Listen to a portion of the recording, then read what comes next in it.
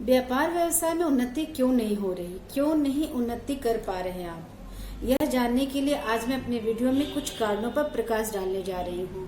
नमस्कार, मैं एस्ट्रोलॉजर महाविद्या साधिका मुक्ति मार्ग चैनल में आपका स्वागत करती हूँ। आज का समय बेहद संघर्षमय हो चुका है। व्यक्ति को जीने के लिए अनेक तरह के संघर्ष करने पड़ते हैं। बहुत कम लोग होते हैं जिन्हें आसान जीवन और सुख सुविधाएं मिल पाती है। शुरुआती जीवन माता पिता पर आश्रित होता है और हर माता पिता अपनी तरफ से पूरा प्रयास करते हैं कि अपने बच्चे को सुखी रखें। चाहता है कि बेहतर से बेहतर सुविधा अपनी परिस्थिति के अनुसार दे सके ताकि उसका बच्चा योग्य बन सके, अच्छी शिक्षा प्राप्त कर सके और जीवन में उन्नति कर सके। जब जीवन संघर्ष खुद व्यक्ति का शुरू होता है तब उसे वास्तविकता समझ आती है। यहाँ जीवित रहना और एक स्तर बनाए रखना जब इतना मुश्किल है तो उन्नति कर पाना कितना कठिन होगा। कुछ लोग प्रबल भाग्य के सहारे उन्नति कर जाते हैं, पर अधिकतर बड़े बड़े सपने और कल्पनाएं पाले जब जीवन संघर्ष में उतरते हैं तो एक सामान्य जीवन जीते हुए सपने गंवा बैठते हैं। सारी कल्पनाएं यथार्थ के धरातल पर धरी रह जाती है। जब हम इसके कारणों का विश्लेषण करते हैं तो पाते हैं कि हर व्यक्ति अपने वर्तमान जीवन से बेहतर जीवन पा सकता था, जी सकता था और उन्नति कर सकता था, पर उसे कुछ पीछे खींचने वाले कारकों का पता नहीं था या उसने इस पर कभी ध्यान नहीं दिया। उसे इन सब कारणों पर विश्वास नहीं था। वह शरीर की ताकत, जवानी के उमंग और जोश में मस्त था। खुद की बुद्धि को श्रेष्ठ मानते हुए अन्य सभी को झुठलाता रहा। कुछ कर्म को मुख्य मानते रहे और अन्य सभी को नहीं माना, तो कुछ अति भाग्यवादी बनकर कर्म को महत्व नहीं दिया। कुछ ने खुद पर भरोसा नहीं किया और दूसरे की सलाह पर चलते रहे, तो कुछ किसी की बात ही नहीं माने। कुछ तो अति शिक्षित और आधुनिक वैज्ञानिक सोच वाले खुद को मानकर हर पीछे ले जाने वाले कारकों को अंधविश्वास और भ्रम मानकर चलते रहे, तो कुछ के पास इतनी समझ ही नहीं थी कि वह यह सब समझ पाते। यह सत्य है कि कर्म ही मुख्य है, पर भाग्य भी की भूमिका भी अति महत्वपूर्ण होती है। एक व्यक्ति दिन भर फावड़ा चलाकर 200 रुपये कमाता है, जबकि एक फेरी लगाकर 1000 कमाता है। मेहनत दोनों की समान है, पर लाभ अलग है। भाग्य और कर्म दोनों में उचित संतुलन आवश्यक होता है। इसके साथ कुछ महत्वपूर्ण कारक होते हैं जो सभी की सफलता और असफलता के कारण होते हैं। इनके कारण ही व्यक्ति सफल या असफल होता है। हर व्यक्ति में एक अलग विशेष गुण होता है और हर व्यक्ति को दूसरे गुण के व्यक्ति की आवश्यकता पड़ती है। व्यक्ति अपने विशेष गुण को विकसित कर ले तो दूसरा उसके गुण से लाभान्वित होगा और पहला दूसरे के गुण से। इस तरह दोनों उन्नति कर पाएंगे। पर होता यह है कि भेड़ों की झुंड की तरह जिधर एक चला दूसरे भी चल दिए। अपनी क्षमता योग्यता देखी नहीं, वहां चल दिए जो उनके लिए था ही नहीं। असफल तो होना ही था। व्यक्ति की उन्नति न कर पाने के पीछे, असफल होने के पीछे, एक सामान्य जीवन जीते रह जाने के पीछे कुछ बेहद मुख्य कारण है। पहला कारण उनका पारिवारिक परिवेश, स्थिति और आसपास का माहौल होती है जो उनकी मानसिकता बनाती है। इनसे व्यक्ति की सोच निर्धारित होती है। उनके सोचने और समझने का ढंग प्रभावित होता है। उनके अवचेतन और मन स्थिति की स्थिति बनती है। यहाँ का माहौल व्यक्ति को कुंठित अथवा हीन भावनाग्रस्त अथवा भयालु बना सकता है या साहसी और बोल्ड रिस्क लेने वाला बना सकता है। यहाँ के सुझाव और जीवन भर की सलाह, डांट, फटकार आदि व्यक्ति को जीवन भर प्रभावित करते हैं।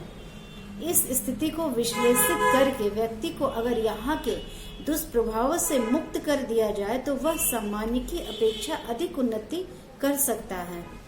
यहाँ शिक्षा का कोई महत्व नहीं। कैसी भी शिक्षा हो अथवा न हो, व्यक्ति के अंतर्मन और अवचेतन को सुधारते ही वह उन्नति और सफलता की ओर अग्रसर हो जाता है।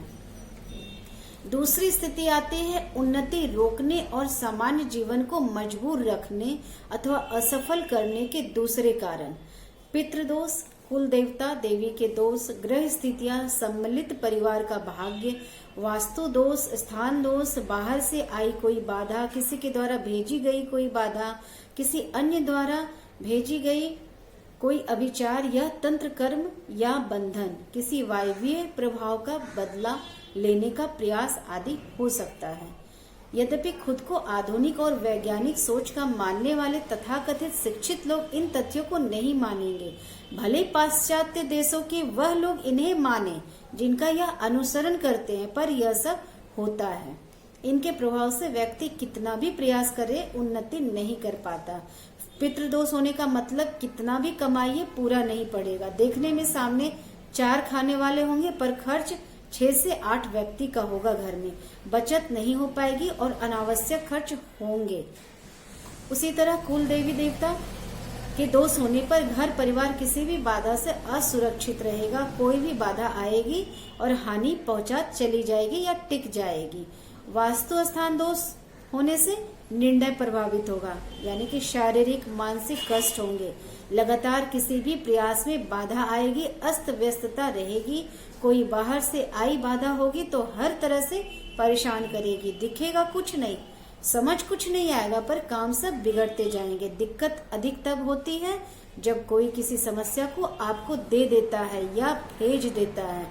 यह एक आम समस्या है जिसे अक्सर लोग नहीं समझते और नहीं मानते।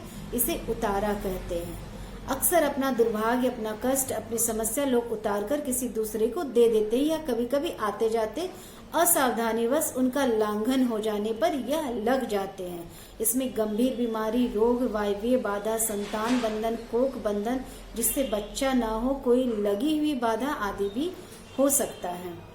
इनका प्रभाव होने पर विज्ञान फेल हो जाता है। डॉक्टर का इलाज कुछ दिन काम करता है, फिर समस्या उत्पन्न हो जाती है।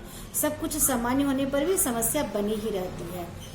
तीसरी वजह देखी गई है, इस तरह की एक और समस्या होती है। किसी विरोधी अथवा किसी अपने द्वारा ही ईर्ष्या में किया गया अभिचार या तंत्र कर्म सामने आकर नुकसान करने की इसकी क्षमता नहीं होती है, या जो डरता है पर नुकसान चाहता है, उन्नति रोकना चाहता है, वह इस तरह की क्रियाओं का सहारा तांत्रिक की मदद से लेता है। जरूरी नहीं कि तांत्रिक को सब कुछ सही बताए, गलत बताकर भी उससे क्रिया करवा लेता है या उससे पूछकर खुद कर सकता है।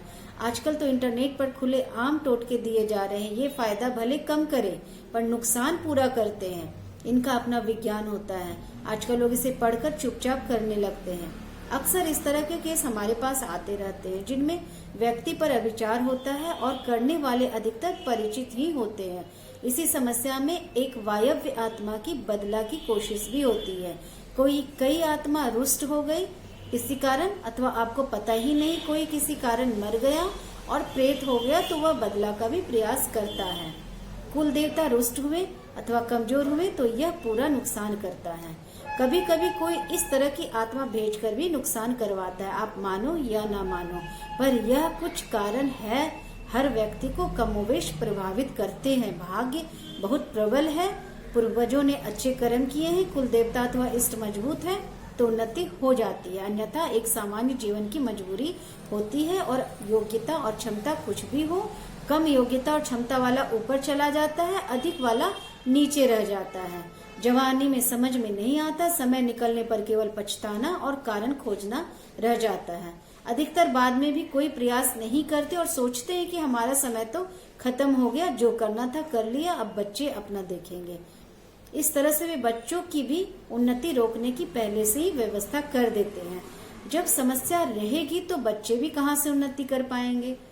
जिसका बहुत तेज भाग्य होगा वह बढ़ जाएगा, बाकी लोग लटकते रह जाएंगे। उपरोक्त कारण समस्याएं होने पर उन्नति तो रुकती ही है, असफलता तो आती ही है और भी गंभीर समस्याएं खड़ी होती है। जैसे किसी का हमेशा रोगग्रस्त रहना, महिलाओं का स्वास्थ्य अच्छा न रहना, बच्चों का स्वभाव और व्यवहार बिगड़ना, बच्चों में दुर्व्यसन, संस्कारहीनता, बुरी संगत, पारिवारिक मर्यादा के खिलाफ विवाह करना, पिता पुत्र में अनबन, घर में कलह, तनाव, विवाद, मनमुटाव, मांगलिक कार्यों या विवाह आदि में बाधा न, संतान न होना अथवा कन्या संतति की अधिकता या वंश हेतु पुत्र न होना, घर में अथवा कार्यस्थल पर जाते ही सर का भारी लगना, कहीं भी मन न लगना, बेचैनी होना, घबराहट होना, हमेशा बुरा होने का अंदेशा होना, अचानक हानि होना, आग लग जाना, पूजा पाठ में मन न लगना, ईश्वर के प्रति अश्रद्धा, भाग्य में लिखा होने पर भी न मिलना या कम मिलना जबकि कष्ट अधिक मिलता है, कितने भी प्रयासों पर भी उन्नति न होना, नौकरी में अस्थिरता या बार बार छूटना, अपयश, अपमान, असम्मान, दोषारोपण मिलना, व्यवसायिक उतार चढ़ाव अथवा लगातार हानि होना, कर्ज की स्थिति बनना, लोगों द्वारा पैसा लेकर ना देना इत्यादि बहुत कुछ हो सकता है। इसलिए इन पर समय रहते ध्यान देना चाहिए। अगर थोड़ा ध्यान दे दिया जाए तो कल उत्पन्न होने वाली अनेक भारी समस्याओं से राहत रहेगी। अगर ऐसा कुछ आज है तो उन्हें हटाकर या रोककर भाग्यानुसार पूरा उन्नति किया जा सकता है। ऐसी स्थिति में क्या करें? किसी जानकार तांत्रिक से संपर्क करें। साथ ही ग्रहों की स्थिति जानने समझने के लिए किसी वैदिक ज्योतिष से संपर्क करें या किसी ऐसे योग्य व्यक्ति की सलाह ले जिसे ज्योतिष और तंत्र दोनों क्षेत्रों की जानकारी हो। दूसरा उपाय आप यह कर सकते हैं कि काली सहस्त्र नाम का पाठ करें। काली कवच धारण करके काली जी के सिद्ध साधक या साधिका से ही बनवाकर धारण करें या बगलामुखी कवच धारण करें, सिद्ध साधक से बनवाकर, और बगलामुखी विपरीत प्रत्यंगिरा का पाठ करें। वीडियो में दी हुई नंबर पर आप संपर्क कर जानकारी ले सकते हैं। ऐसी मैं किसी और जानकारी के साथ अपने वीडियो में फिर आऊंगी। सुरक्षित रहें, सावधान रहें। जय भगवती।